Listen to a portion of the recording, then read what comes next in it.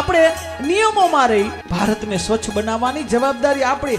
તો સ્વચ્છ કરીએ, ભારતને ચોખ્ખું રાખીએ, અપવિત્રતા ક્યાંય ન થાય એ ધ્યાન રાખીએ, જ્યાં ત્યાં કચરો ન નાખીએ. આટલું તો કમસે કમ કરી હકી. કારણ કે આપણે યુદ્ધ કરવા નથી જવાના, એના માટે કઈ શહીદ આપણે ન થાય. તમારું મારું કામ નથી કે અહીંયા જઈને આપણે, પણ કમસે કમ અહીંયા તો થોડુંક આપણે સાચવીએ. ભ્રષ્ટાચાર કરવામાં જેટલી રિશ્વત લેવી એના કરતા મોટું પાપ છે રિશ્વત દેવું. ભ્રષ્ટાચાર તો ખતમ થાય. આપણે ભારતને ચોખ્ખું બનાવીએ. તમને ખબર છે કે વિદેશ વિશ્વ આખું આ ભારત ઉપર, કારણ કે એને ખબર છે કે આ એક દિવસ વિશ્વગુરુ બનશે. આપણી પાસે 3 ઋતુ છે. વિચાર તો કરો, દુનિયામાં ક્યાંય તમે જોવા જાવ બધી ઋતુ અહીંયા શિયાળો ઉનાળો બધું થાય એવી સંસ્કૃતિ પ્રકૃતિ છે.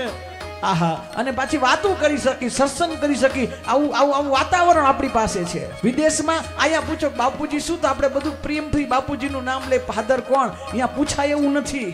એ સંસ્કૃતિ વિકૃતિ વાળી છે બારે.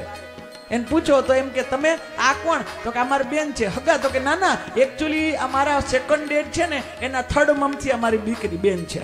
એની પાસે વિકૃતિ છે, આપણી પાસે સંસ્કૃતિ છે.